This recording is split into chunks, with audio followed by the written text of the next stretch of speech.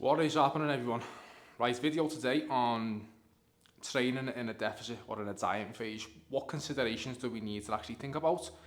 If there is any, that again, big changes that we might need to be aware of. Now, for the most part, as I say, we don't completely change everything with our training from a gaining phase to a dieting phase. There's going to be a couple of subtle tweaks that you need to be aware of. Again, take this on board if you want. I'm not telling you what to do. It's just, look, stuff I wish I would have knew when I first started. Right, so training in a deficit or a dieting phase, what are we going to change?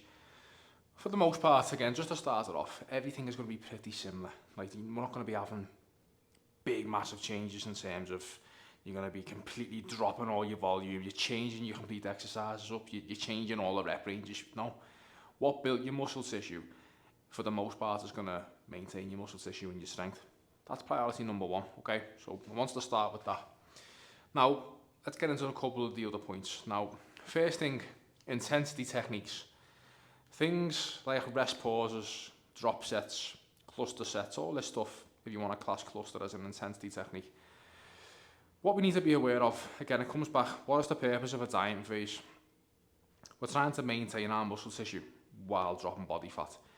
It's going to be hard, very, very hard for most of us watching this video to build muscle tissue in a deficit.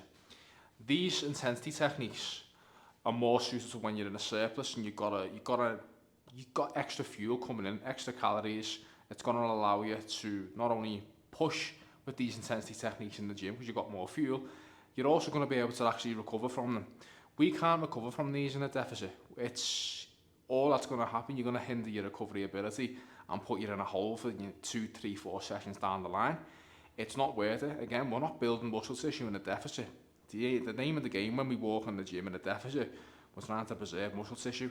So doing an excess of intensity techniques, it makes no sense because you haven't got the fuel to recover from training anyway, like you normally would. So that's one thing that I would change. I would be very, very cautious with that stuff when you're in a deficit. Now that takes me on to this. The intensity that we are going to train with. Your sets that you do, again, we need to be taking them very close to failure again. We do not start training like an absolute fart because we're in a deficit. No way, we don't do that. It will remain the same. You'll take your sets again, 0 to 2 reps from reserve on average. If you want to train to failure, you're not going to need as many sets. If you want to leave a couple of reps in the tank, if you choose to train that way, you might just need a couple more sets to make up for that. As long as you're aware of that, that's the main thing. But again, we don't train like an absolute muppet because we're in a deficit. That makes no sense, okay? So you get rid of your intensity techniques, all that stuff. You don't need that, but you take your sets, the straight sets that you do, and you push them, good technique. That's going to be the signal to retain your muscle tissue. That's the key, right? So next one, rep ranges. For the most part, again, most of your training anyway, whether you're in a dieting phase, bulking, you're going to be in that 5 to 15 rep range. Now, what I would avoid, again, I'd avoid too many high rep sets, so going 15 plus, 15 to 20, 25 plus. Now, we can build muscle in that 5 to 30 rep range as long as we take it to failure, of course we can. But the thing is that you need to be aware of, in a deficit, we've got limited carbs, limited glycogen stores, just limited fuel. Doing constant high rep sets is only going to burn more fuel.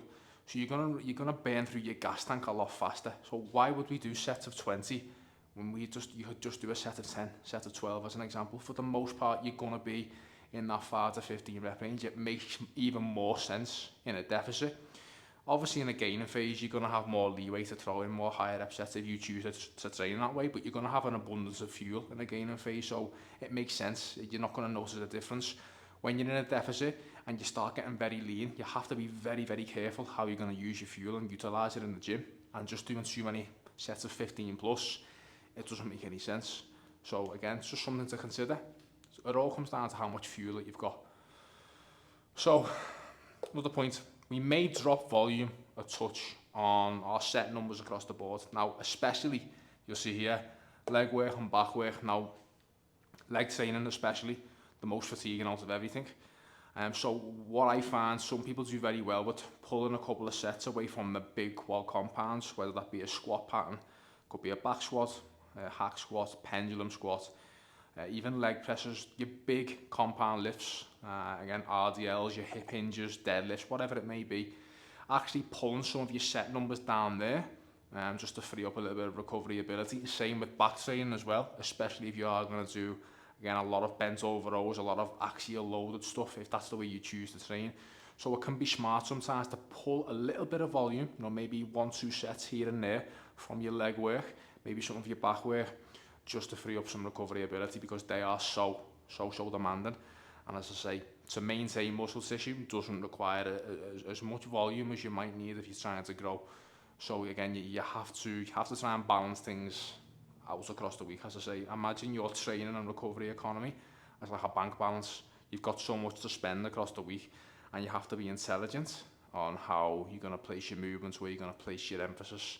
Leg training, back training can be very, very fatiguing. So sometimes pulling a couple of sets away from them big movements when in a deficit, again, because you've got limited recovery abilities, limited fuel, it just makes sense. So, final one, exercises. Now, this will only really affect you as you start to get very lean, as you start getting closer to maybe 12-10% body fat, and if you do start to dip into single digit, you're going to have less body fat up here, you're going to have less stability. So let's take a barbell squat or a bench press. You have to stabilize the barbell yourself. If you've got more stability, again, you've got more padding up here, more fat mass, you're going to find it's easier to move them and it's safer on the joints. And now, when we start getting down there and we start getting to 10%ish, we're losing all this body fat that we have. Sometimes it can be intelligent to go from maybe a bench press to maybe a machine chest press. Maybe it can be intelligent to go from a barbell squat to maybe a hack squat or a pendulum squat, something that it gives you some external stability, because you don't have as much stability yourself, just as you really start getting lean. So you can potentially switch a couple exercises out as you get very, very lean, in order just, again, to free up a little bit of recovery abilities for yourself. Use some external stability to help you take the target muscle to failure, and not having other areas like take over and hinder your ability to push your muscles close to failure. So just a couple of considerations, right? As I say, I wish I would have known this when I first started all those years ago. I think all this can be pretty useful for you, as I say. But the main thing is, when it comes to a deficit, the overriding theme of this video is, look, not a lot will change. You still have to come in and train like a fucking animal, be smart, but again, just you may have to pull a couple of set numbers down, change a couple of exercises at some point, just be wary of your rep ranges, but for the most part you're going to train pretty similar, and what has built your muscle tissue is going to retain it. Just take these on board, right? Let me know what you think. Any more video ideas, give me a shout below, right? I'll speak to you in the next one.